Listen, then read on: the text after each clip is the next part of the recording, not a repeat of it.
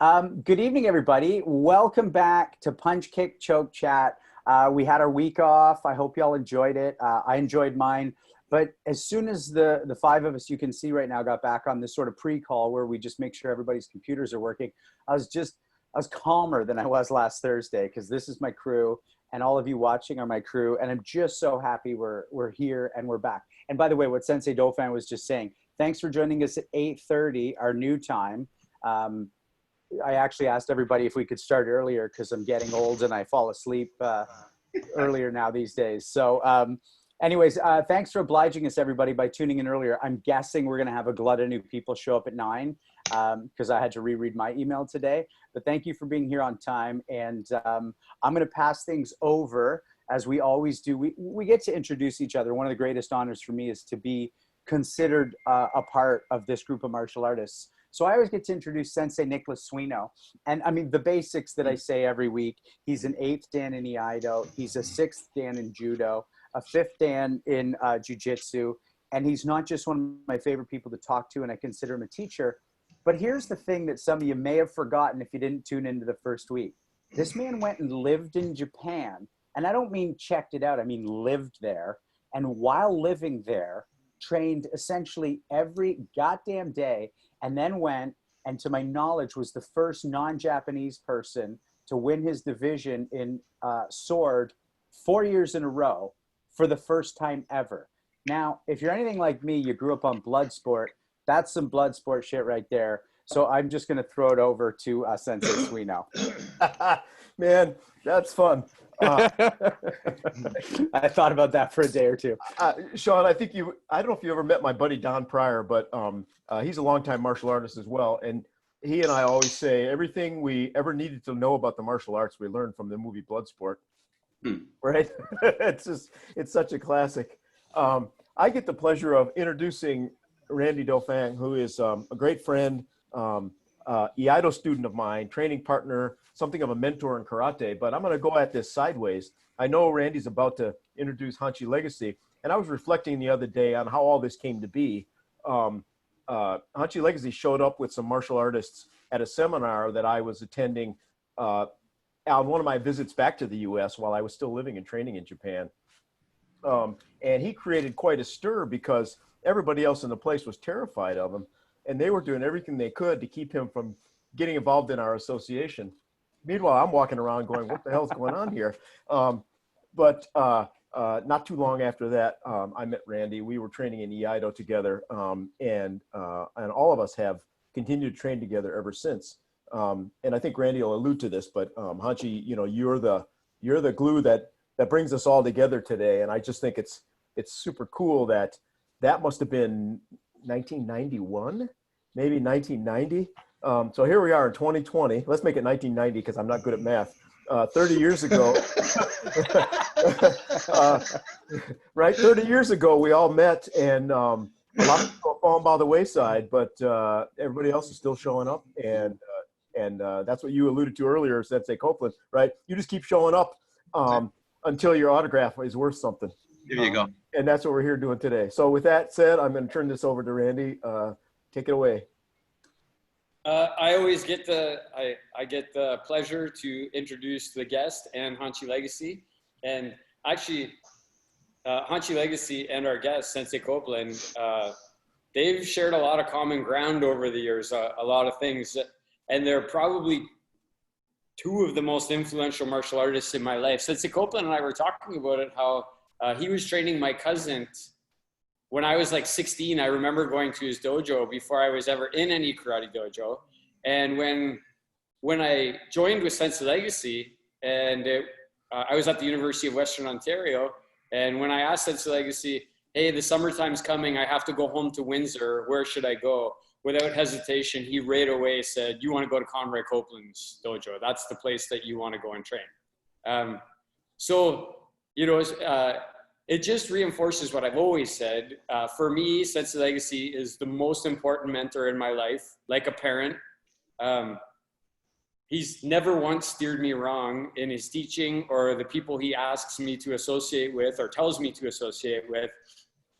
And I'm just so grateful to be his student and so blessed to have the relationship with him that I do. I honestly, I'd be so bold to say we have one of the greatest sensei-student relationships maybe in the history of all time. But now I want to switch to Sensei Copeland. I want to talk about Sensei Copeland a little bit. Again, a person that I've known for 30 years, like at least 30 years, we were talking about it. If you don't realize he's a multi-time international and world champion. I remember being in Hamilton watching him fight the first time with Sensei Legacy, and Sensei Legacy bumping me and saying, this guy's going to go. Sensei Copeland's going to go. You want to watch this guy. That's right. Sensei Copeland can fight. He is a good fighter. He's an 8th Dan. He's trained with some of the most preeminent martial artists around. Names like Don Warner, who Sensei Legacy has also trained with. Names like Richard Kim, who Sensei Legacy has also trained with. They've shared instructors. And I think most recently, Sensei Copeland, it's Tara Chinen is your most recent instructor. Yes. I'm lucky enough to have trained in Sensei Copeland's dojo. And what I would say is I'm going to quote Hanshi John Tarian. That dojo that I went to on University Avenue, it had sweat equity in it. When you went in that dojo, it had sweat equity. You went in, you had to walk past Sensei Copeland's office, and then you had to go downstairs into the dungeon basement. There was a weight pit and a workout room down there, but it was great. That dojo was great. It was a great place to train in, and Sensei Copeland made it that way. One of the things about him is, I think I'm going to just be bold and say it's similar to Legacy Shorin-ryu. Sensei Copeland is an amazing teacher, and his black belts are serious black belts. You're not going to stand in front of one of his black belts on the dojo floor or in a tournament and think you're going to have an easy go of it. These are serious people. When you go to Sensei Copeland's dojo, it's a serious place to train. Sensei Legacy once said, when you peek your head above the clouds, there's very few heads above the clouds, but you find Sensei Copeland's head up there above the clouds. He's one of the guys that you can see up there. I'm blushing. We can tell, Sensei. For me, I always consider it to be an extreme compliment when a sensei will let me teach one of their students, when they will let me teach a seminar, or when they put me in front of the room. And I want to say that I was thinking about it, and I don't think any instructor has trained more Legacy Shorin-ryu students in karate than Sensei Copeland. Like, I started to think about it. It's, at one point, Patricia Beauregard, one of our world champions, trained with you, Sensei Copeland. I know that also Dan Whittall, when he was going to the University of Windsor, trained with you for a while. 4 of my younger black belts trained with you most recently. That would be Cole Watson and Kendall Hutchins and Andre Said. And my own daughter, Sydney Dauphin, trained with you a lot before they went off to the World Championships where you coached them. And myself, I've trained with you a lot over the years. I'm really lucky to have. And I want to tell a little bit of a story here. I know I'm going on a bit because I can go on a lot of what you said, Sensei Copeland, but it's funny. Listen, keep going. So history often repeats itself, which I said to you the other day when we were talking. And I said that Sensei Legacy once had a match when he was a green belt with a person that we all know, Sensei Wally Slokey. And Sensei Legacy did really good for the first 5 seconds of that match. and then Sensei Slokey got up and showed him. And I was talking to you, and I remember the first time I was in your dojo and I was a green belt, and you said, okay, Randy, do you want to, it was the afternoon class at the university, and you said, do you want to fight? And I was so excited to fight, and I got all my stuff on and got up there, and we bowed to each other, and we both started to move. And I hit you with a reverse punch, Sensei, and I remember like a couple of the students going, oh, and then I remember instantly being afraid. Like, instantly being afraid. And I remember for the next maybe 5 minutes or felt like an hour, you very kindly beat the crap out of me for the next 5 to 7 minutes. And it's ingrained in my mind, and I'm so happy that happened between us. So, you know, the other things I want to say before we get this going is that when Sensei Copeland steps on the floor, he raises the level of everybody that's on the floor, whether he's teaching or not. Even if he's not the one teaching, you're going to be better if he steps on the floor. He's going to make you be better. He's a total badass. Like, this guy is a total badass. To be honest with you, if you go through my Facebook profile and you see those idiots who are like chi masters and they make people flip through the air and without touching them, I always put a comment on there, and I always say, I would like to see this person fight Sensei Legacy or Sensei Copeland. Those are the two names I always mention when I see these idiots doing this stuff. Sensei Copeland laughs often, and he's got a great laugh. He's very intense and serious.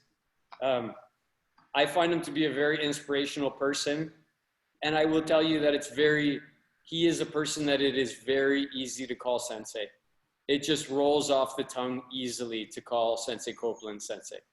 And that's my introduction for Sensei Copeland. Whew. Yeah. Class act.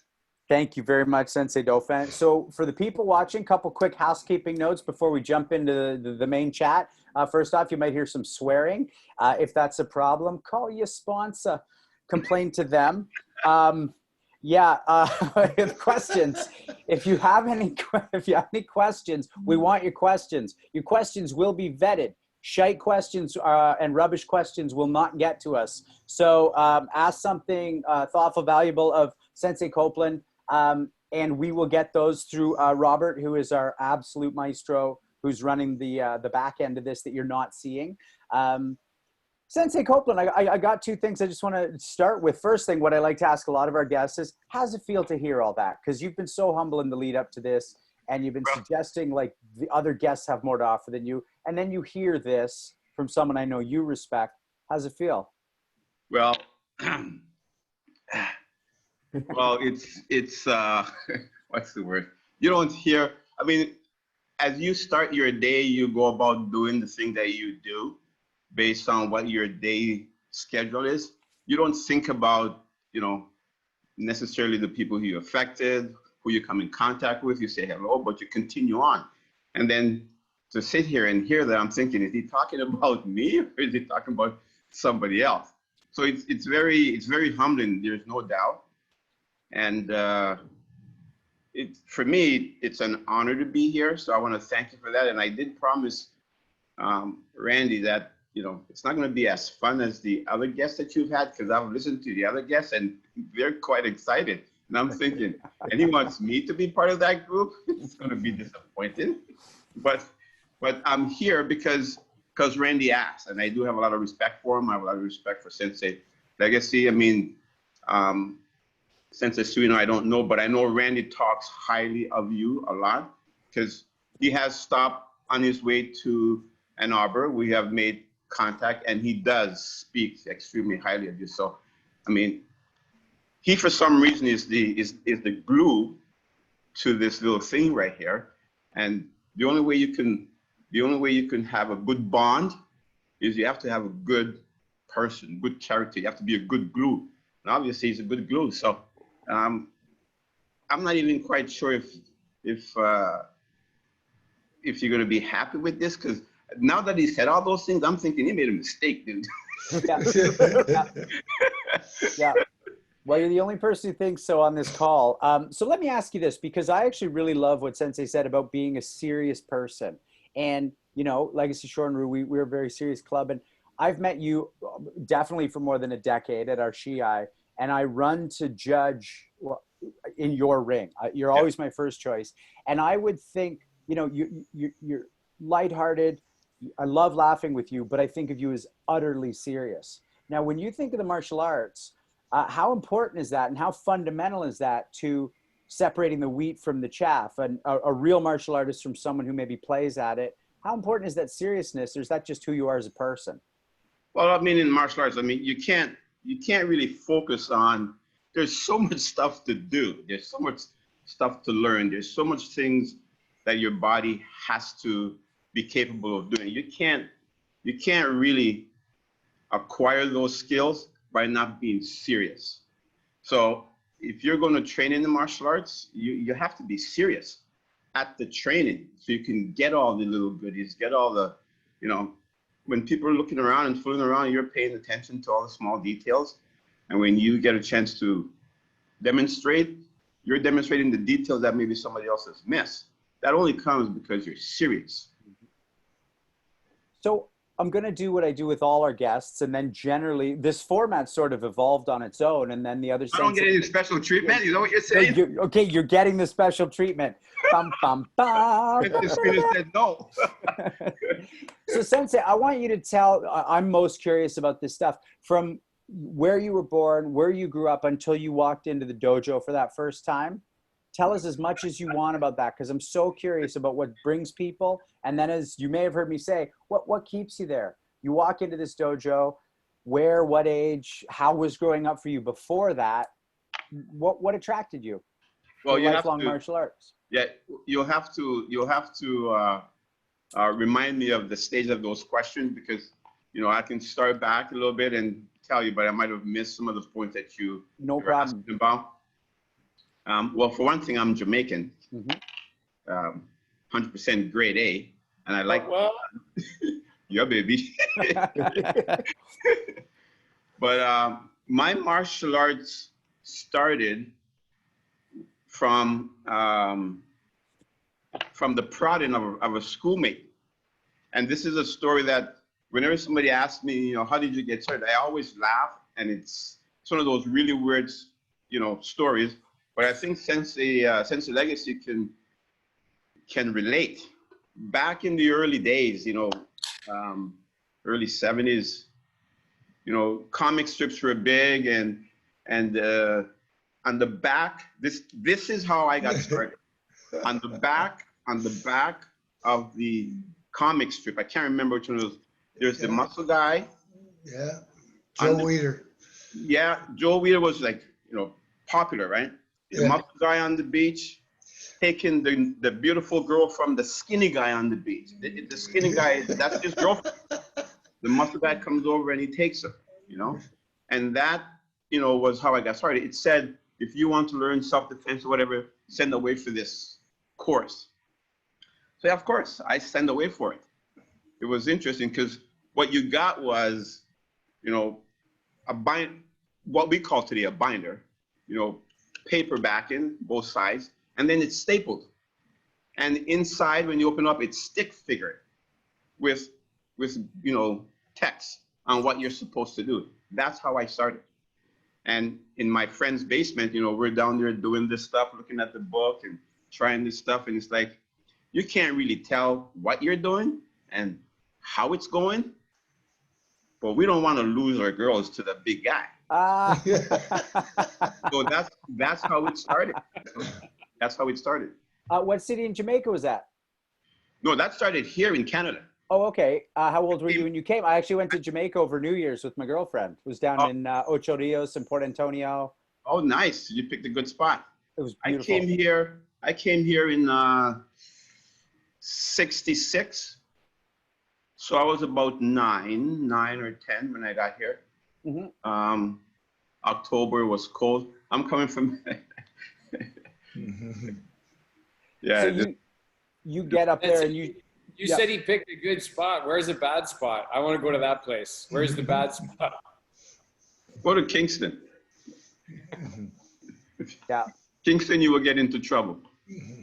No, yeah. but coming here in 66 was a right around the 66, 67, the riots in Detroit. Mm-hmm. That's the same time that I came, and my martial arts started here. A little bit after that, but still was 66 or early 70s. We started to do this whole thing. Independent of the martial arts, because you're learning that with your friend in your basement. What was it like? Like, was there culture shock coming to Canada and being near Detroit at that time, or were you kind of like, oh, this feels great, I like it here? Like, did it take an adjustment? no, I didn't like it here. It was cold when I got here. We came in October, and with my Jamaican attire, you know, my clothes, 3/4 pants. I mean, I remember the snowdrifts. They were unbelievable. No, it was, you know, and then, you know, we walked to school. And sometimes you say you walk to school 10 miles uphill and downhill. Well, we literally walked to school, and with all the snow, it felt like you're going uphill. I mean, it was quite an adjustment. And the funny part is my dad has always been traveling back and forth, right, to Jamaica and coming to Canada. So, I mean, he was a traveler. So when he came out and said, okay, we're going to Canada, he said, and there's winter, there's snow, it's beautiful, it's nice and fluffy and everything. And we're like, okay, this is going to be great. And we get there and we're freezing. I mean, like freezing. So yeah, that was not what I thought it was going to be beautiful. So what brought you from your basement working with your buddy to go, I need to actually learn this from someone who knows what they're doing? We just didn't know if what we were doing was working, you know? There's no way to, I mean, we're bouncing off each other, but we have no clue. And that was the thing. We have to go somewhere. We have to learn this, see if we can figure out, you know, how this is going to go. And we set out to find a school. I think the first school was in a community center, Judo Road Community Center, back in the day. Yes. I was in public school at this time, and that's when I started. And walking to Judo Road Community Center. And Sensei Dauphin, you know, he wants to go here. Like that first time, that first period, who were you training with? How did it feel? Well, the thing about I was immediately attracted to the martial arts for whatever reason. And I mean, I always had people in my class who were very, very good. I mean, I have one guy, as a matter of fact, we still have communication with him today. His name is Fernando. He was the best guy in the club. He was like a brown belt at the time. Soon became a black belt. But I always thought I could do what they're doing. I just need to, you know, learn it. But I want to do that. And I remember going to class, and every time he says, get a partner, I would always run to Fernando because he was the highest rank in the class. I would run to him. I mean, so often that he was like trying not to be my partner because nobody else would get a chance to work out with him. I wanted to work out with that guy because he was that good. Mind you, I mean, I was going home after class with my toes are swollen. I'm walking, limping, can't get my foot inside my shoe because that's, you know, it was rough back then. It wasn't like, you know, back then when you trained back then, it was, you were hurting every class. You were bumps and bruises. There was no such thing as, okay, well, that was a nice sweat. No, this was blood, sweat, and tears. So it was rough. It was rough in the early days. And did you start in Goju-Ryu? I started in Goju-Ryu, yes. And then went to Isshin-Ryu, and then went back to Goju-Ryu. So based on, yep. Yeah, as time went on, we did the Goju-Ryu there while I was in public school, went to high school, did Isshin-Ryu, and then went back to Goju-Ryu. So based on what you just said, I know the question's coming and I probably know who's going to ask it. So I'll just ask it. You touched upon it.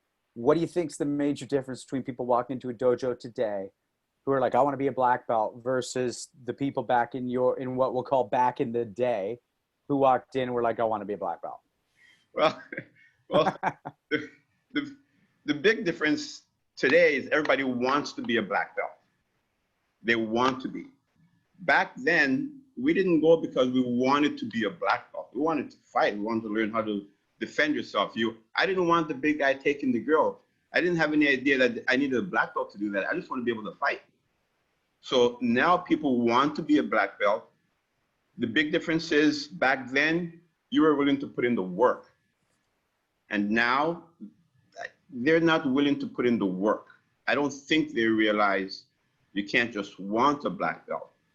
You know, like Randy says, sweat equity. You cannot get it without sweat equity. Yep. And in terms of the work, do you find you can make people do the work less easily than, let's say, in the 80s or the 90s? Or do you find that, no, that's your job and you get them there? Or do you get more resistance now because of the deeper understanding that people think they have of what martial arts is, and they want to go too philosophical and less fighting?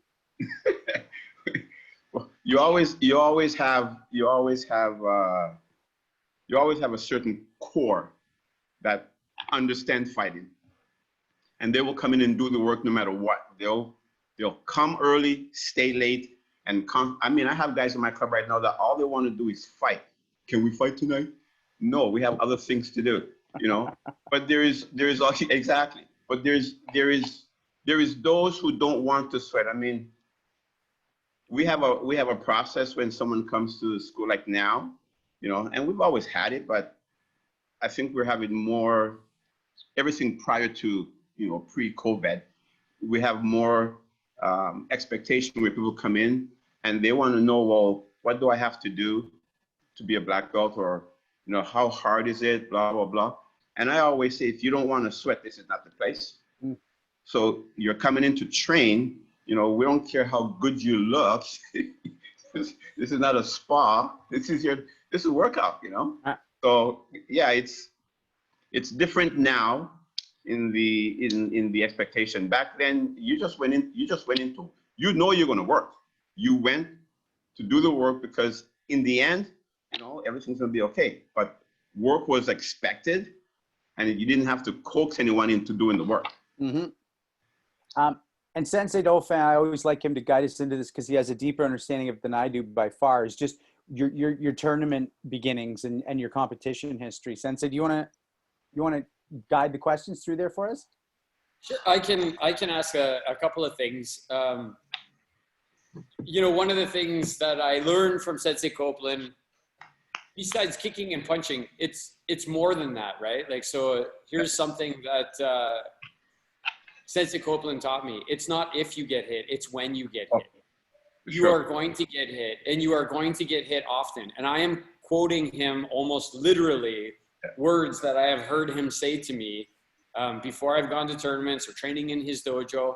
And when I said he's a serious person, obviously, like, he's a great kicker and puncher. Like, if he hits you with either hand or foot, you're going to get hurt.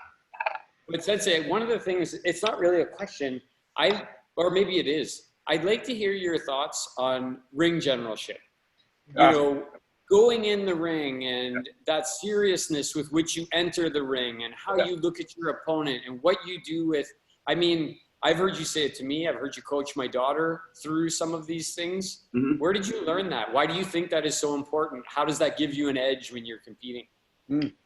Well, I think, well, life is a competition, you know, from day one, right from the get-go, you're competing.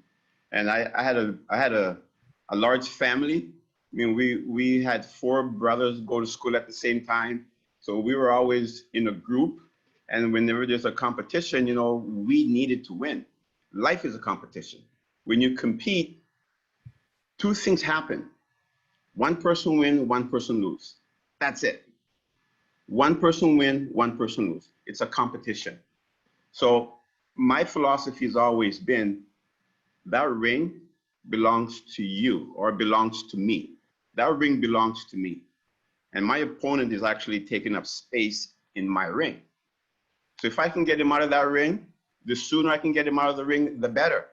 We talk about the area of the ring. You want to have all that behind you. You own the ring. Their job is to try to get in. And if they're on the edge, bye. You know, it's kind of like falling off a cliff, and then there's nobody there to save you. Absolutely. It is crucial when you're fighting off the edge. You do all the things that you think you need to do to get back in the center of the ring. And since I own all of that, I know sooner or later you're going to have to try to get to the center. And Sensei, how about when you're coming in the ring and you got to look at that guy standing across, and then you got to come in and you got to bow to the center referee? I just love your strategies when it comes to that stuff. Like, and everybody on this call would learn so much. Like, I know there's people on this call that would learn from what you have to say about those things. Well, I always think, and sometimes sometimes it gets a little bit, I don't know, wild or crazy or whatever. But I always think that, you have an idea of where you're going to enter the ring from. And sometimes you might, depending on how you're situated, you might be, close to the same entrance. But if you get to that side entrance first, you stay there. Once you get to that spot, you stand, you don't move, you lock yourself in, okay, this is my spot. And I mean, there's numerous times where the official wants somebody to move to the other side because now you and your opponent necessarily don't want to move because you have the same mindset of you. Well, you don't go. I never go. And I even sometimes might say, hey, you should go on the other side. But I never go. And if for some reason the official comes over and drags you, like, come on, you got to go on that side. And he sends you over there. Well, now this guy, when he looks at me, he knows I'm pissed. Because now I had to move and I did not want to move. So the only good thing about that is that we're going to have a match. So you get to your spot, you look at your opponent. Once you're in the ring, it's no longer a game. It's not fun. Two will enter, one will win, and the winner's got to be you. And even if you don't win, when he's out of the ring, he says, wow, that was my best match ever. I won that, but sometimes it's hard to tell. But you have to make sure that you have the mindset where you don't move. Laser locked into that opponent. And if they make you move, they realize that they've just made you mad. And it's hard to have a good match when you're thinking how mad this person is and what's going to happen if you don't get out of the way fast enough. Any terrors, like through the years, through your competitive career, and I know it's many, your competitive career spans longer than anyone I know. I don't know anybody who's competed nobody, zero. I don't know anybody who's competed as many times as you or as long as you have, because you're still competing. Yes. Any terrors through the years, guys that any terrors, guys that you just constantly, you guys are at each other back and forth. Any names you want to mention, throw a shout out to, and what was great about those guys? Actually, I did the circuit back in the older days. We had, when we had the WKO championships. We used to compete every 2 years, on a world tour. And there's a couple of guys from the U.S. team. One, George Kotaka, Tony Mandonka. Those guys, they were scrappers. George Kotaka does kata and he fights. Tony Mandoka, kata and fight. And these guys are, world-class competitors, right? But probably my more scrappier days is the Ozawa Cup tours. We have Mike Young from Alaska, Wayne Shockness, and another guy from Australia. They would always come to the event. Because it was an international tournament. This event would be it's 1,000 competitors. We used to go 3 days, and then it's now only 1 day, but it's still 800, 900 plus competitors. It's a great event. But we were always battling. You go to a tournament and we want to know. I want to know, is Mike there? Mike want to know if I'm there. Wayne wants to know if we're there. And we fight individually in different categories. There's age division, Ippon Shobu, Sanbon Shobu. And then we would combine together to make a team, because there's team competition as well. So we battle each other, and then we become a team for team competition. It was great. The best fights we had was with those guys together, back and forth. but we are the greatest of friends. And like you were saying before, the relationship that you have with your instructors, your best fight usually ends up, you get a friendship out of it, because if it happens often and it's out of mutual respect, you can appreciate the other person. So it was fun. It was fun. Heavy duty. It's not touched. You had to fight. I mean, when you're done, like the next day when you wake up, it felt like you got run over by a truck. You were battling. No, seriously, you were battling for sure. So I want to come to some questions. We got a bunch of questions flowing in, but I actually wanted to throw it to Sensei Suino and just ask about your judo competition mindset. Does that jibe with what he's talking about? How you enter, how you think about the space? Yeah, it's really interesting. Sensei Copeland, when you were talking, I was thinking about my competitive days in judo. And some of my mentors in those days said very similar things to me. One of them was almost word for word. They said, when you go in, you own that ring, right? That's your ring. And even in the moment, I don't know how to describe it, but if you have that mindset, it changes even the instant, like how you respond. Judo, you're connected to somebody, so it's very tactile. Yeah. There's strategy, but mostly it's just a very feel-based martial art. But so your mindset makes a huge difference. Whether you go in there with courage, or you go in there with fear, right? You go in there with commitment, or you go in there with maybe I'll win, right? Attitude.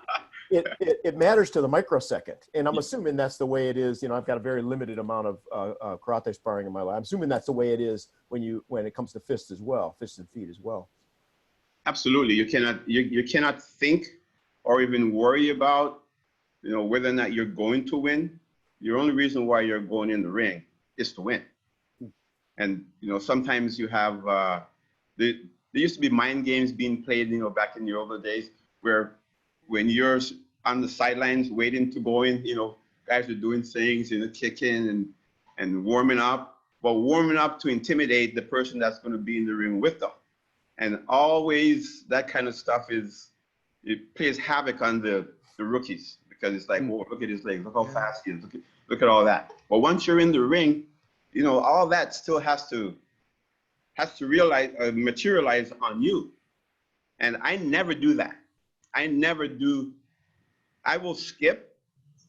I will stretch. Actually, when I'm getting ready, when I'm at a competition and we're at the side getting ready to go, I don't talk to anyone. I don't talk to people. I don't socialize. I'm stretching, watching, looking at everybody. But I guess it goes back to that seriousness. I've been told that I look mean when I'm fighting or when I'm at the ring. I don't know what I look like. I just know that this is going to be. You look mean. Yeah. You look mean. Yeah.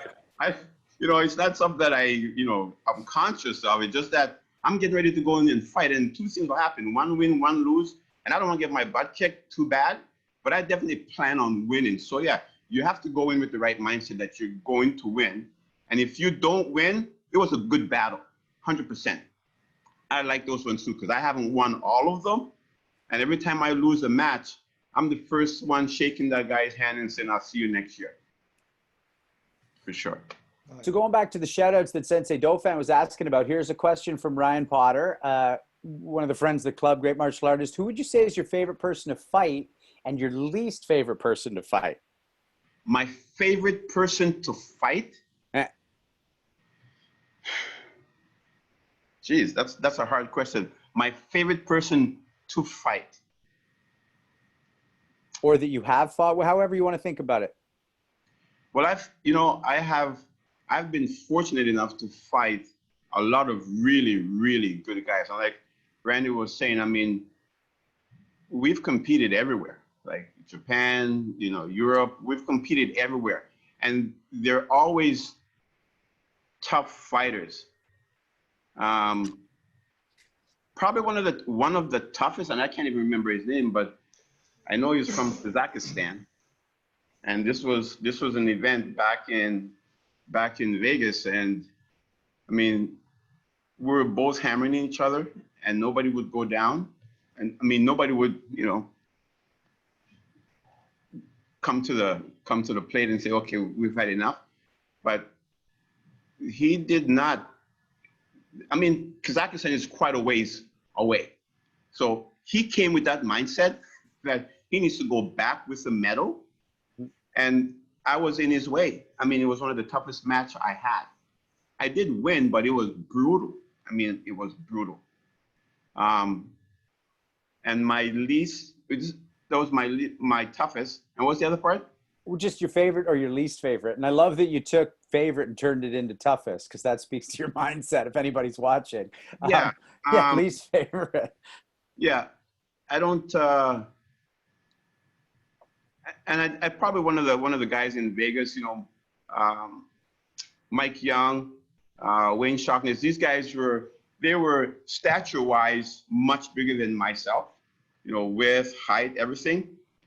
And for me, it was always, the strategy was always, I need to be able to get inside of that big body and do what I have to do and get out. So I fight seriously, but also my fight is kind of like a game. I need to, how can I do this? There's a way to do it. How can I do it? So those guys were always good challenges, and you're always going to get hurt. This is one thing for sure. You fight Mike or Wayne, you're going to get hurt. There's no doubt about it. You're going to get hurt fighting them. But I like fighting them. So this goes to the question from Justin Shea, one of the black belts in our club. Hey, Justin, as someone who's fought with great fighters on the international stage, what are the important lessons you've integrated then into your fighting? So you've spoken about that a little, but when you're doing these fights and time passes and you start to go, oh, I need to add this because I just learned win or lose. What are some of those key lessons that you can pass on? I know a lot of the younger guys and girls will be chomping to hear this. I think what sometimes we fall into the trap of, or emotion or movement. We kind of copy what the other person is doing. And then, you become almost like hypnotized by their movement because it seems like it's the thing to do, which is a little bit different from what you normally does. But it's just that, the environment, sometimes it kind of sucks you in. What I've learned is that don't change your style. Don't change and do the same kind of rhythmic movement that they do. Keep them guessing. Keep them off, off kilter. And, one of my big thing is my motion, every motion does not go the flow back and forth, does not stay in the same place. If I move in and move out, every time I go in a little deeper, move out a little less. In a little deeper, move out a little less. So whether it be lateral movements or linear movements, I'm getting closer and closer and closer to the target.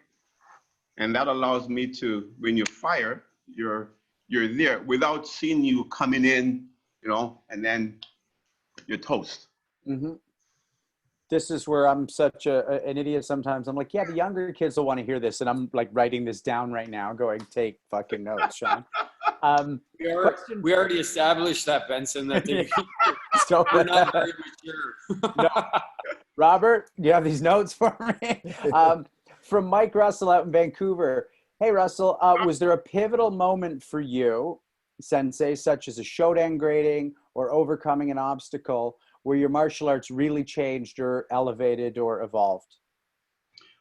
Yes, actually. So I live in Windsor, and yeah, baby, Windsor in the house. And when I was at the black belt Shodan level, I'm not quite sure exactly where, but there was a black belt stage. I had talked to my teacher. And I said, I'd like to continue my training because I was thinking that I want to do more than I was doing. And he says, okay, well, good luck, go ahead. And I ended up in Hamilton. So I'm in Windsor, that's like 3.5 hours away, going to Hamilton.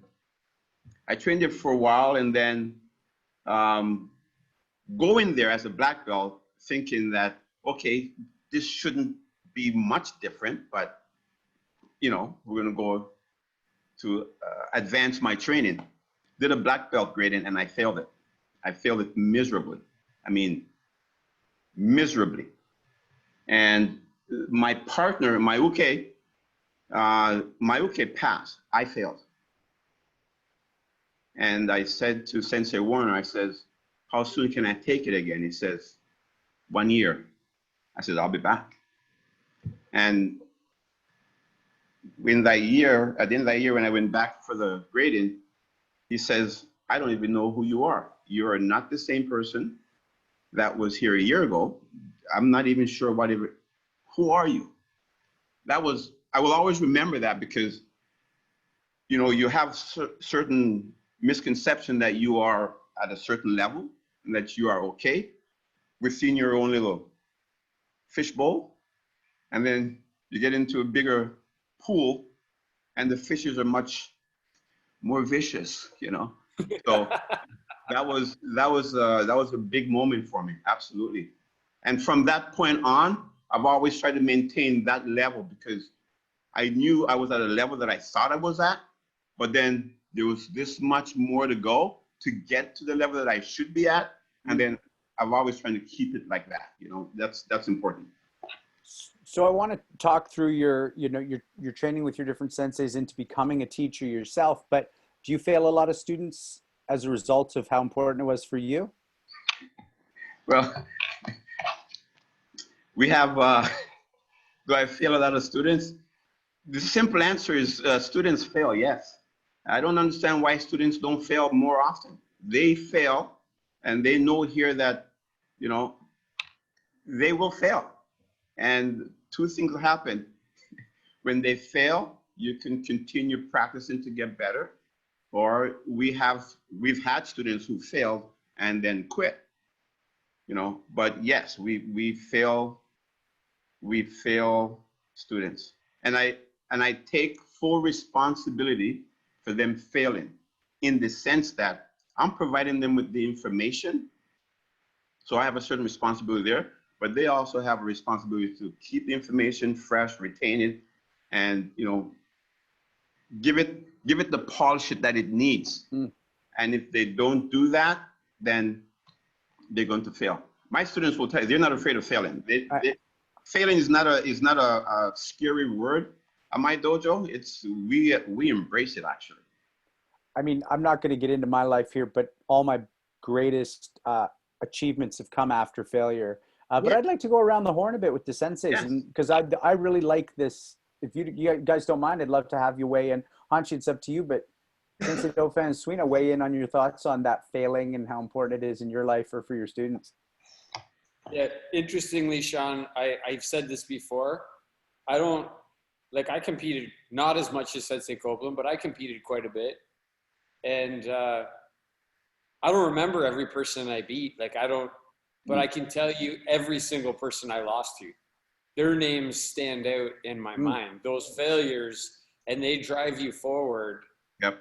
In a way, like, you know, I don't mind saying Dominic Batiglieri, that name, he beat me good, and he beat me fair, and I tried, and that drove me forward. And the next time I met that guy, it was not the same. So you either pick yourself up and dust yourself off, like Sensei said, or you don't, right? Or you stay in that spot. You either embrace the uncomfort, embrace that uncomfort, and live in that uncomfort, or you don't. You retreat to a comfortable place. That's my thought. Sensei Suino? Well, yeah, you know, I immediately thought of the story I told when we started this series. The first day I stepped into the giant judo dojo in Yokohama.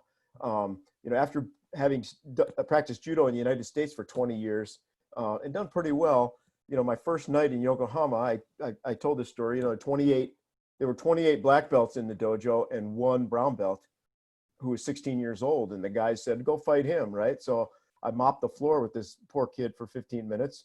We bowed to each other, and all the guys looked at me and they said, "That was pretty good. Okay, now you fight the next guy," right? And I spent an hour and a half, you know, for 5-10 minutes each guy, not for medals, but just just sparring. And I had never been whipped like that. And it told me exactly how small the pond was that I came from and how big the pond was I had just stepped into. Sure. Yep. Absolutely. And Hachi, you want to listen or you want to chip in on like the importance of failing and that shit? It's up to you. Well, not being ready all the time. I don't like to think of failing. I think the guy who walked is the guy who failed, the guy who left. You know, you need those challenges if you want to be a good martial artist. It's like Sensei Copeland. Since the first time I seen him, there are people that stand out that are good fighters. Some people are good at kata, but I like the fighting. I saw Sensei Copeland fight. I was with Randy, I believe, at some world championship, maybe in Hamilton. And you get to be like that through forging it. You don't get it just by going through the moves or your sensei giving you a certificate or you wearing a belt. You have to go stand in the trenches. You've got to fight. You got to get beat. You got to win and everything. And the failure isn't giving up. Oh, no. None of us have that face. We're cut from a different cloth, right? And that's what keeps us going. Thanks. I love hearing that. And it's one of the privileges of being able to guide this chat a bit. Sensei Copeland, take us back into the 70s. Talk to us about those style changes. What brought you back into Sensei Warner and then teaching yourself, Sensei Dauphin? Just because Sensei Legacy was talking and you're talking about going back into the 70s, I'd really like to hear about some common ground that both Sensei Legacy and Sensei Copeland have, which is thoughts on Richard Kim. You both spent a lot of time training with Master Kim. You know, Sensei Suino and I both had the opportunity once to meet him. We actually met him at the same time, at the same event at the University of Western Ontario. But I'd really love to hear what Sensei Copeland's thoughts are on Master Richard Kim, and then anything that Sensei Legacy wants to fill in on that too. But we have two people here who trained with him for a very long time. And he's a legend in martial arts. Yeah. He was probably the most philosophical instructor that I ever met. I mean, he was a historian. He knew his martial arts history. And he himself as a martial artist was quite a scrapper, actually. I mean, he was a scrapper, a troublemaker. He fought a lot. He did all the things that back in the old days, you're kind of accustomed to. But he was a no-nonsense kind of an instructor. I mean, I've trained with him many times. And training with Sensei Kim, you want to listen more than talk more. And number one, because he has so much information to impart to us. But when he's teaching, he's teaching. And when he wants you to demonstrate something, if you don't do it right, you find out about it in a hurry. I mean, that was one of the, the military type feeling that he brought to the dojo floor when we trained. Right up until his death, absolutely. I mean, he was like that for years. I used to be. No, I was never in the close guard. I mean, he would call me up to demonstrate certain things during the class, but with the higher ranks, I would always kind of shudder and glad I wasn't up that close, because they took a good thrashing for making mistakes. And I was learning not to do those things because they were making the mistakes. Not that I got it right, but I didn't want to be there, But it was. What places was it mostly Guelph, Sensei, that you trained with him? Did you go to the United States to train with him? Like, where did you train with him? Train in the States with him, Guelph mostly, we'd spend a week up there at a time. San Francisco, and I did, there was camp in Vancouver. Yeah, so, I mean, back then, we used to have a saying, a half cargo travel. So doing martial arts, wherever wherever there's a tournament or somebody you want to go see, you get in your car and you went. Because, I mean, they were the ones, we were sorting them out. They weren't looking for us, so you had to go find them. And that was a lot of mileage, you know, a lot of like Sensei Legacy said, sweat. You know, you got to go face to face. You got to go in the trenches. You got to go out there and get it. It didn't come to you. Nobody brought it to you. You had to go find it. Sensei Legacy, does that align with you? Any thoughts you want to share about Richard Kim and where you? Yes. Yeah, I was his student for 10 years.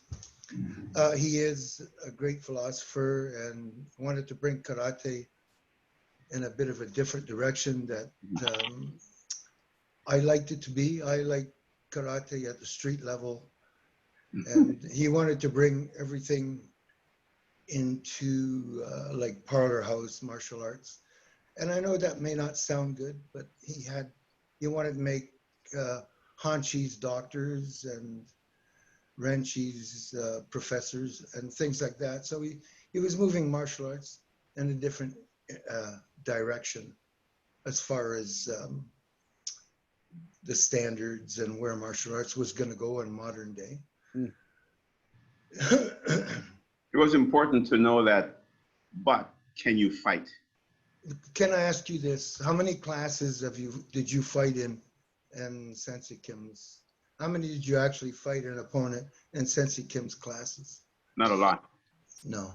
I one time. Yeah, in not 10 a lot. years. In 10 years, one time. Yeah. So he is the type of guy that if I can feel free to say this, that you and I needed, because we didn't hang around the generals. We hung around the foot soldiers. And we liked the trenches. We liked it there. I mean, I saw you fight. I could tell you liked it there. Yeah. You want to be hit. You want to hit back. You don't want to tell the guy that you hit somebody. You want to hit him. Right. So I find that Sensei Kim had a purpose for me as far as philosophy, history, even some religious, spiritual aspects. Yeah. Yeah. Very well respected. But we parted ways because I was looking for something else. And that happens. And, you know, every kid has to leave home sooner or later, branch out on your own, and you know, make your way and see how things go. Yeah, he definitely was a big part of my martial arts life. We wouldn't be here right now if it wasn't for the things that he contributed. Yes, that's right. That's amazing. I love hearing that. Whew, I'm like, I got goosebumps. I love this shit. Thank you, senseis. Sensei Suino, I want to ask you something a bit about that, because, you know, you've had a lot of experience in Japan, and we all know how much the martial arts are thriving in North America. Like, it's intense and huge. Do you find that anything they're saying about Sensei Kim is reflective of the Japanese teachers in general that you had in Judo? Or do you find that that was just him, and that, no, the teachers are badass there and here, in your experience? I think it turns out that the Japanese are like us in the sense that there's a spectrum. So we had, you know, they're badass fighters, and there are people that elevate they elevate the entire art, the entire realm. You know, my sword teacher Yamaguchi Sensei elevated the entire realm. You know, he was one of those magical people that you only get to meet once in your life, who just exist on another plane.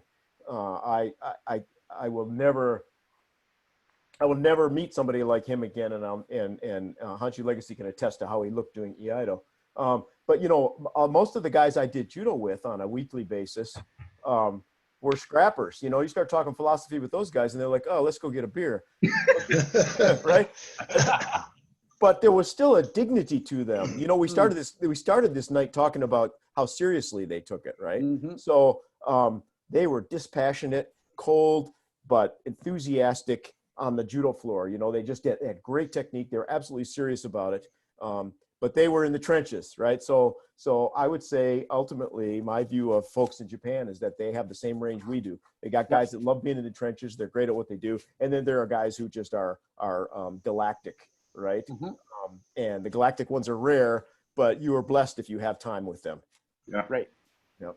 And I also have this mini theory that most of the martial arts in North America funneled through military guys at the beginning, and therefore there was an inherent like badassness to fucking we're military guys that perhaps a lot of the people who were just doing it as a way of life in Japan didn't need, because it was just there. They didn't have to go get it through a war.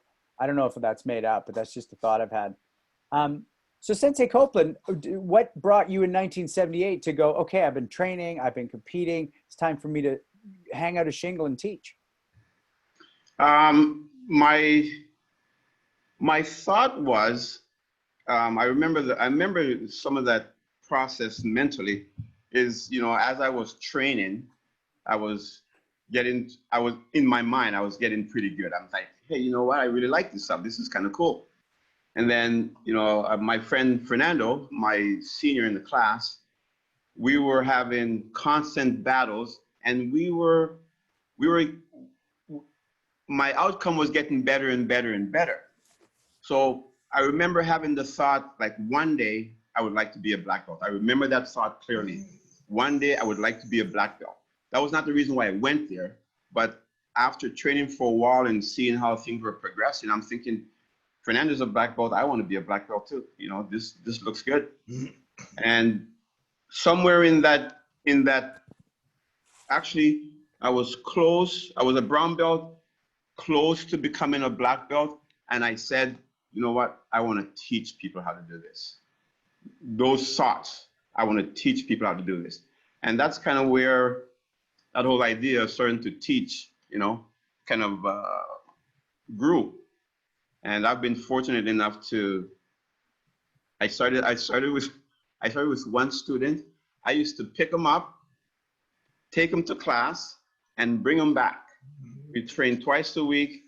Class was an hour, and we were in Oakwood Community Center.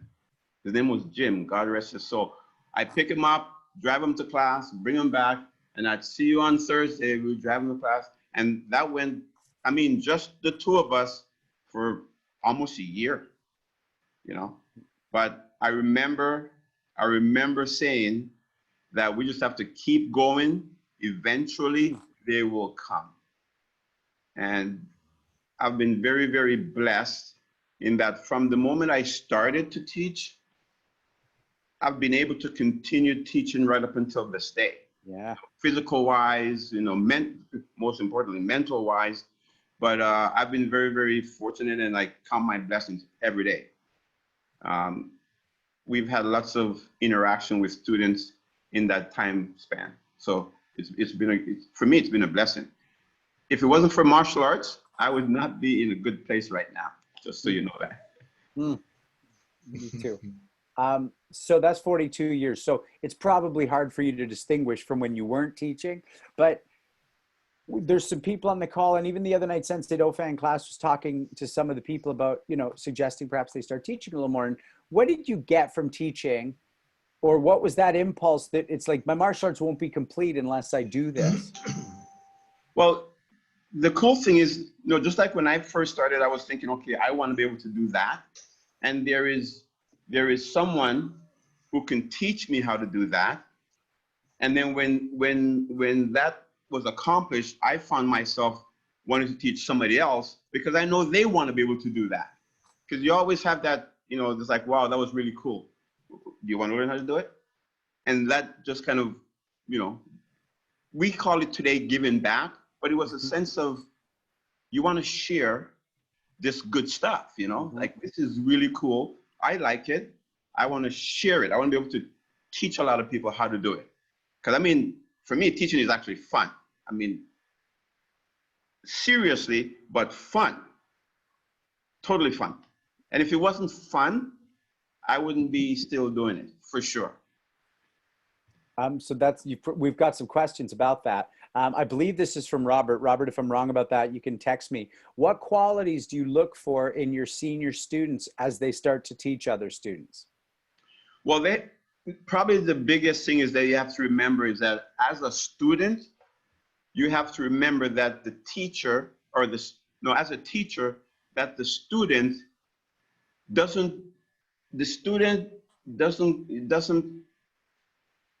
is not going to learn the way you learned when you were a teacher. And sometimes, you'll find that we train hard, we worked hard. My guys, we go hard. But when they're teaching, a green belt, they can't teach the green belt the way I taught them.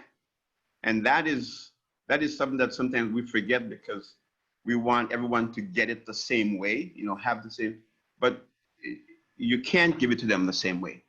Maybe smaller chunks or whatever the case is. So being able to understand that, okay, this comes into you in a fire hose, but you have to put it out in a garden hose. That way they can get it. Eventually they'll be able to handle the fire hose. But right now you have to be able to, change it a little bit, filter it out a little bit. That's important for instructors, I think. Thank you, Sensei. And then another question we got from Justin Shea. What's your definition of an ideal student? What can students do to be the best students? Well, you got to be coachable. You got to listen. You got to follow instructions. And if you have questions, they have to be good questions. But those are important things because, if Randy and I are having a conversation, we can have a conversation about all kinds of stuff, but I'm not asking him dumb questions. He's not asking me dumb questions, but we're having a conversation, about things and they're fun or important. When you leave, it's like, yeah, okay, that was great. I got that. So as a student, if you can listen, follow instructions, be coachable. If I say move your left foot over there, don't say why, just move your left foot over there. Eventually you'll understand why, but right now we just need to get your foot over there. And if you have a question, the question has to be sensible. I usually, when my students ask me questions, I tend to ask them a question right back that's related to the question they just asked me. Because I always say that if you know the answer to the question, why are you asking it? If you already know the answer, don't ask it. Ask me something that you don't know, because question to me is a way of gaining knowledge. You already have the answers. Ask me a different question. Not for this. Yep. Yep. Well, it's funny you say that, Sensei, because I don't know if you watched the last one, but I've decided to ask my 10 questions that everybody gets just a bit earlier because it spawns so much great shit that I want us to be able to then springboard out. Sure. So here's your 10 questions. Okay. You can think about it as much or as little as you want, but first response is always a good thing. Sure. Sensei Copeland, what's the most effective move in your martial arts arsenal? My most effective move? It's the back fist reverse punch. The back fist reverse punch. Right on. Who's the most influential martial artist in your life? The most influential? My Chinen sensei, who just passed away 5 years ago. So does that count? Oh yeah. Okay. It's of any time in your life. Who do you believe is the most influential martial artist of all time, and why? I would have to say Bruce Lee, because that's the era that I grew up in, and he brought martial arts. Dojos were flourishing when Bruce Lee was around. Everybody wanted to do nunchucks and kick butt, and Bruce Lee is the one that did that. What excites you most about the next 5 years of your training? I'm still going to be doing this shit. That's it. Good man. So it keeps me young, so why give it up? Keeps us scared. There you go. Yeah. If heaven exists, what would you like to hear God say when you get there? Good job. Peace. You've already said this essentially, but favorite film or television martial arts? Let's say who's not Bruce Lee? I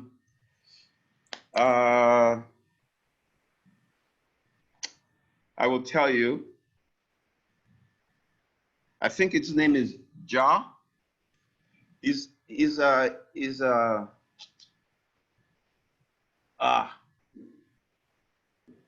Asian actor, but I mean he's kind of like on the Jackie Chan side, but I can't remember Jai somebody.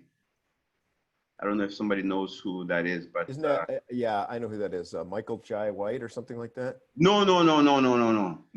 not Michael J. White. I know who he is. Okay. No, but he's amazing. What famous fighter do you want to fight the most and why, living or dead? Do I want to fight the most? Probably Bruce Lee. And how come? Oh my Why? God, that would be such a beating. I mean, Yeah. that would be such a beating. Oh my goodness. And I would love it. I would love it. Why? You know what? Because- You know why I think that everybody thinks they're going to beat him.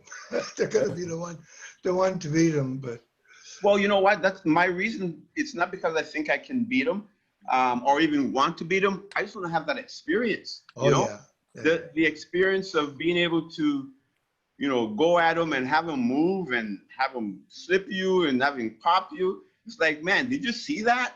That would be awesome. Yeah, of course. Well, I will say that if I could pick two people to see fight Bruce Lee, I would pick Sensei Legacy and Sensei Copeland. I'd be so excited to see those fights. I would be so excited. I also know where your money would be, Sensei Dauphin. I think you'd get paid. I think you'd get paid. Bet. I really do. No, I don't think so. There's that humility kicking in. I don't know if you or the people watching have seen Once Upon a Time in Hollywood, the latest Tarantino movie. There's a great scene where Bruce Lee fights a stuntman. I won't spoil it for anybody, but it's a treat. It's one of my favorite parts of the movie. Back to you, Sensei Copeland. If everyone in the world could have the greatest benefit you've gotten from martial arts, what would you bestow upon them? What would it be? Confidence. All right. That's what I said. And the last two questions, at least of these 10, because we got a little bit more to chat about. What is your greatest achievement and your greatest regret? Greatest, is that martial arts related or just life in general? Life in general. Whatever you want. Greatest achievement? I have two lovely kids. My son and my daughter, they live on different ends of the earth. But they say I'm their favorite dad, so that's pretty cool. And my greatest disappointment, I don't have a lot of disappointments, but I mean, I've been doing martial arts for 40 plus years. I wish I would have started earlier because I started late by today's standard. I mean, I have kids who are 6 years old in my class. I mean, 6 years old doing martial arts, man, can you imagine had I started, way back, I'd be able to do the splits for heaven's sakes. I thought you were going to say your greatest disappointment is that I wasn't one of your kids.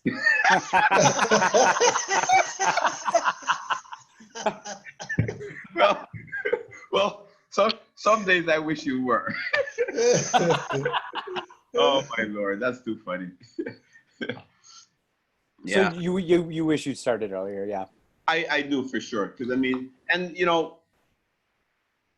sometimes when you start earlier, you don't get the same benefit of starting later.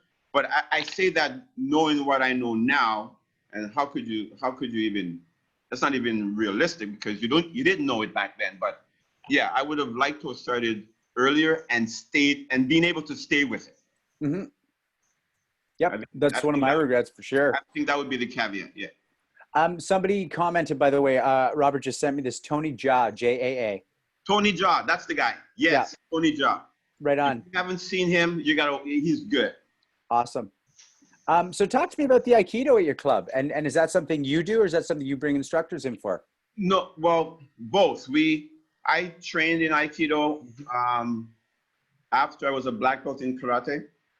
Got graded in Ann Arbor under Kushida Sensei and trained with Kimita Sensei up in Toronto, local Jim Jeanette, Kevin Block. These are all Aikido, these guys are awesome Aikido people. And we had an Aikido program here that instructors came in to teach. I didn't teach it because my main thing was karate. Aikido I did for me, and it was to complement my karate why I did Aikido. And I mean, really, karate and Aikido, they're like part of the same circle, but one starts like this and then the other one finishes like this, so the karate and the Aikido kind of complements each other. Mm-hmm. But I don't teach Aikido at the dojo. Right on. So it's a bit like Sensei and his sword. Those are his two arts. And yeah. Sensei Dofan? I want to first, do you know a person in Brantford, Sensei Copeland, named, when I met him, he called himself Master Westcroft. Westcroft. It's okay if you don't. It wouldn't be surprised if you don't know him. Yeah, I don't know the name actually. Okay, so I wanted to tell this story. Does he know me? Yeah, he knows you. Yeah. So, and everybody on this call is going to know that he for sure knows you or knew you for a brief, for like a meteor, for a brief moment in time. Westcroft. So when I had my club in Brantford, there was a person there who he called himself Master Croft. And actually, to be honest with you, I thought he moved really, really well. He was an older person and he had taken Goju-Ryu and he had practiced a lot of Tai Chi, and he would do all of the Goju-Ryu katas in a Tai Chi type speed and format. And actually, I thought he did really well. Like, it looked really good. And one day he and I bumped into each other. This was in a health club where we were both teaching. And I don't know how it came up, but he said, your name came up. And I remember just kind of stopping and I said, how do you know Sensei Copeland? And he said, well, I fought him once in a tournament. And then this guy wasn't looking like a fighter, right? So I said, oh yeah, well, how did that go? And he said, well, the first thing I did when we went in the ring is I took this stance. I took this, I don't know, wing ching bat stance. And I said, oh yeah, and what happened? He said, Sensei Copeland started to laugh at me. He said, what are you doing?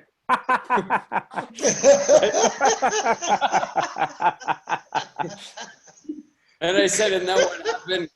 I said, and then what happened? And he said, well, the referee said go, and 5 taps later, it was all over for me.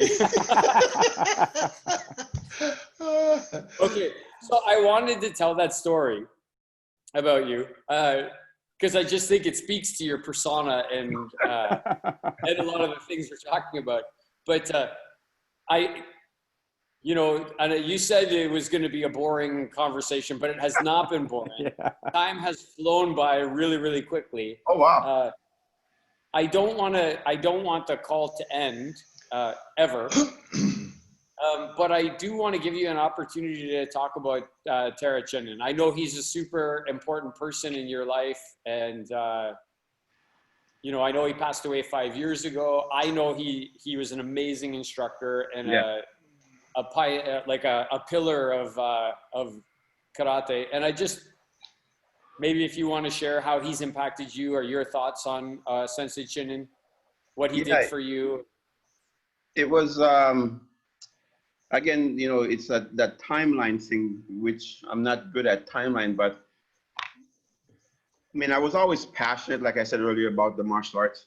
And when I trained, when I was leaving Windsor to train, go to Hamilton to train, I would drive to Hamilton Friday night to do the black belt class, sometimes drive back Friday night or Saturday morning to come back to Windsor to teach my 3 classes on Saturday morning. So that was a constant battle but a constant travel, because what I wanted was there. I had to go get it. And, as the years went on, I said the same thing to Sensei Warner. I said, Sensei Warner, I'd like to continue my training, and I remember him saying, and he says things like this, well, Conroy, there's nothing else I can teach you, you know, and I'm like, well, yeah, but of course, there's lots you can teach me. He says, no, you should, you know, you should think about training, continuing on somewhere else. So I sought out Sensei Chinin, Terrio Chinin. And the first time we met was at a seminar in Hamilton. And he came in, Brian Alexander was the instructor at the time who brought him into Hamilton. I think it was Sir John A. Macdonald's school. Those I kind of remember, but the timeline was kind of weird. But I remember, so I'm all excited because I'm finally going to get to meet him, and I want to be able to, I want to become his student. This is going to be my new sensei, you know? So I get there, we get in the thing, everybody's in the gym, kind of like stretching out. I think we're in the cafeteria downstairs, stretching out. I go in, I change, and I'm against the wall, like facing the wall. I'm practicing, you know. I don't know exactly what I was doing, punching and kicking or something, but I was practicing. But everybody else was just kind of like sitting around. And, you know, Chinin Sensei always works with an uke. Sensei Suino, you got to have a uke is what makes you, right? I figure the important instructors and uke are like a pair. You know, they complement each other. And I'm over against the wall and class starts, and he points to me and says, come here. And I didn't do anything, you know, I didn't think I did anything. I was just warming up, getting ready for the class, because, you know, I want to do this, so I want to be ready. So when we start, he called me over, and now I became his uke for the entire weekend, just from that one meeting. And what I heard earlier is that you look like you look like you're the only one who came to practice. Everybody else was sitting around stretching, well, you know, kind of socializing, while I was, you know, trying to get ready. And I asked him, I said, Sensei, I would be honored if I could be your student. And he said, come to Gashuku. Gashuku is our summer training. It's a week long. It's in Spokane, Washington. And I said, I will come, but I would like to be your student. He says, come to Gashuku. So it's not, you know, Gashuku is in Washington, man. So I went because he said, go there. So I went there. Like in my previous thing, you go where, you know, you need to go to get the things that you're looking for. Went to Gashuku. Yeah. Was a 1 week, probably 9-10 hours a day training. I am not kidding. We started in the morning and we went home when he said, okay, see you tomorrow. I mean, you have your little water breaks, you have a lunch break, but you don't plan on anything else. And the week was over and I said, I'm never coming back to this place. Never. I am never coming back. That was my thing. That was it. That was wonderful. He didn't say, yes, you can be my student, you know. I never got the answers. We just trained. And I find the following year, I'm back in Spokane. And the following year, and the following year. And then he's been here at my school, so many years. My students who are my black belts who are now running their school, he's come to their school, you know. So it's been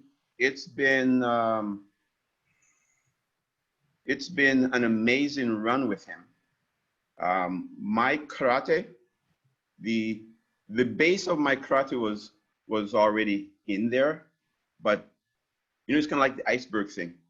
You know, you've got the iceberg sticking out on top of the water, but in the bottom, this is where all the good stuff is. That's what I got from Chinin Sensei. This is where the meat, and you can't see that at first. You just have, like Sensei Legacy said, you got to hang around long enough to get underneath the water to get to this good stuff, you know. And it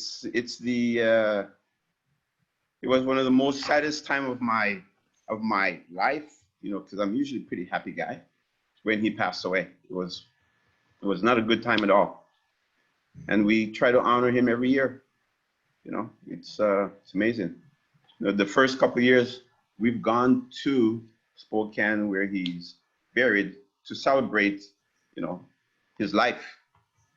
And we usually try to do that on the anniversary, but COVID is messing up my whole feng shui. So it'd be nice when that's over. We should be competing at your tournament last weekend. Like, it's messing up everything. You know, I got up and I said, what day is it today? Ah, man, what? You know, so I have my daughter next Samantha year. says there's only 3 days, Sensei. What was Yesterday, today, and tomorrow. That's it. There's no more days of the week. There's only yesterday, today, and tomorrow. Exactly, you know. But yeah. it was an amazing run. Sean, it was an amazing run. Well, I'm sorry that he passed, and I'm sorry that you miss him, and I get that.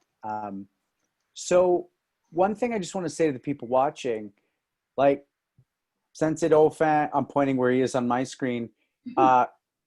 Without COVID, he's at least an hour and a half away. Sensei Legacy over 2. Sensei Suino's 4 to 5. Pardon me, that's not from Toronto. 8. That's where I go to get my karate. You're talking about that. Sensei Dauphin does the same with Sensei Legacy. Sensei Legacy used to come to Toronto to get his martial arts. Sensei Suino went to Japan to visit his sensei. If you're watching and you can't get to class across town, go fuck yourself. Go fuck yourself. I'm sorry, but what I wouldn't do. Right, Do something else. That's the one. You know, there's a bunch of red lights, and sometimes the train comes across the track. I need to find a closer dojo. Yeah. Do Listen, something else. Sakes, yeah. No, I was going to say that, I mean, when you think of those journeys, I mean, they were absolutely necessary. And that's why, you know, we are where we are. And that's why we have the people that we have. I mean, Sensei Legacy had to do it. Sensei Suino does it. You know, Randy is doing it. Sean, you're doing it. I mean, we have to. I mean, I drove from Windsor to Hamilton, where the weather was so bad that you cannot see the front end of your hood. And you see these hands? You see them? Yeah. Well, I had white knuckles driving back. Okay? and that is no exaggeration. But then the following week you do it all over again. And you didn't think about it. It was just like, okay, Friday night, boom, Hamilton black belt class. You go down, you get beat up, you train hard, whatever. You come back and you'd get the information, you come back and you depart it to your student. And that's how it was. Yeah, I don't try and share too many thoughts in these interviews because I like to just listen, but I really think a lot of it has to do with online culture where everyone wants to stay available to everything at all times, and they don't therefore do the one thing at a time. I'm getting in a car this weekend and I'm doing martial arts. That's all I'm doing. Instead of, oh, but I have to maybe be available to the other thing that may be happening. And yeah, I've noticed that that's even a battle I have to fight with myself. And because I'm a kiss younger than some of you. And so I really just love these stories and those drives. I've got a photo on my Instagram coming back from a 12-hour workout at Sensei Suino's. Mike Russell's on the call. The snow we came out was that high on my car. Yeah. And I was like, fuck, I got to get back for tomorrow morning. So we just drove and same thing. We snow plowed our way home in a vintage 911 and it was glorious. We'll never forget that day. And if you wanted fun. I didn't. I just went to Sensei Suino's house and slept on his couch. I was like, "You're crazy, Benson. I'm not driving." Yeah. No, if you want it bad enough, you'll go through whatever you have to go through to get it. And the unfortunate part is, like, maybe in today's society more than anything else, you know, we all want things, but we don't all want to put in the effort to get those things. You know? That's a common. Everybody wants to get paid. I mean, I ask my guys who would like to get paid? Who would like to get paid for doing nothing? Like, you get one or two guys put their hands up. Everybody wants to get paid, but not everybody wants to do the work that it takes to get paid. You know, it's a common trait. My philosophy is my philosophy, they should pay you what you're worth. Sounds good to me. So if you work real hard today, you're going to get paid really good. If you didn't work really hard today, you're not going to get paid really good. Who's responsible for that? You are, you know? So when you go to class and everybody's horsing around and you're supposed to be out there doing your knuckle push-ups or doing whatever you're supposed to do, you know, whether the teacher's watching you or not, that's not on you, 100%. Students only need an instructor to guide them, set them on the right path, provide them with the information, and then they go ahead and do it. And then you should be able to come back and say, Sensei, look what I did. Look what I've done with what you gave me. That would be ideal. That would be somebody asked about the ideal student. Here's an ideal student for you. I give you this, you go away, you come back and you show me this. I'm like, oh yeah, I like it. And then you know what Sensei does with this? He does this. Gives it to you and you come back and you go, Sensei, look, this is awesome. Thank you so much. And this just keeps going. That would be ideal. Far and few between. Yep. There's a saying that a couple of my friends and I who decided to give up drinking have, and it's, I want to know everything, but I just don't want to learn it. Makes sense. Makes sense, right? No, it makes absolute sense. I know a lot of guys like that who have black belts. Yep, makes sense. Don't know anything. Sensei Copeland, we're well past our hour and a half, by the way. Holy cow, man. Yeah, no, this is how this goes. People think that it's going to be pulling teeth. It's the opposite. This has been such a pleasure for me. I know the other gentlemen are going to have a chance to chat, but you know, I've seen you for years. I've respected you for years. I've wanted to be around you for years. And now I feel like I've gotten to know you just that much better. And I cannot wait to get in that car and come to your dojo if you'd have me when we can do all that. Because this is just such a pleasure to hear your approach to all this. And, you know, if you're watching this and you don't want to go train right now, I'm not sure what's going on. Like my blood's kind of going, okay, I want to compete right now so I can practice my ring entry. And I want to go train right now so that I can take what Sensei Dauphin last gave me and do that with it. And, you know, I hope many of you on this call are pulsing with that. I'd be shocked if you aren't. So I just want to say thank you for joining us. And I really can't wait to see you in person again. This is such a pleasure. Sensei Suino? Yeah, you know, the more of these we do, the more I am beginning to appreciate the fact that the elder statesmen of martial arts are kind of a council of elders. There's this thing that martial arts gives us. It gives us patience, the ability to tolerate pain. There's a kind of wisdom, right, that the world can really use right now. There's so much conflict in the world, and so much of it is due to lack of patience, lack of mutual understanding, having not gone through real hardship. And Sensei Copeland, I just want to thank you for being part of that.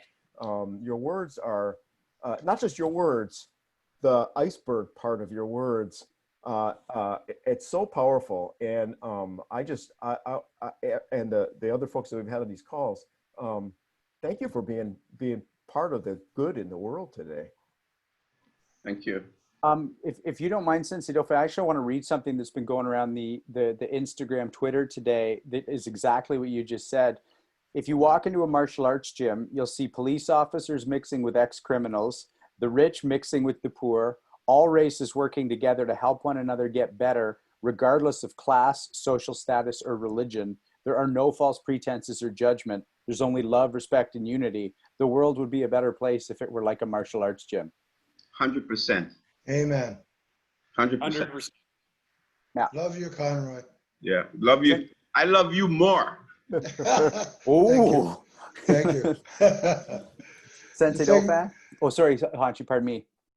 The thing I wanted to say to you was you're a great martial artist and the world will recognize it.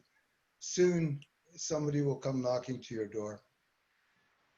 Thank you, Sensei. Like the Black Belt Hall of Fame. Ooh. I'm already black. Yeah. And I have the belt. And famous. And famous. Sensei fan? Yeah, you know, when COVID-19 started and I was thinking about, you know, how do you keep everybody together? How do you help the students? How do you help all the people who deserve to be helped? The instructors give them. This idea kind of popped into my head, and I bounced it off of you, and I bounced it off of Sensei Suino, and I bounced it off of Sensei Legacy, and everybody is like, yeah, that's a go. Like that's a hard green light. Like, let's get that foot down. And as Don Pryor says, speed of implementation.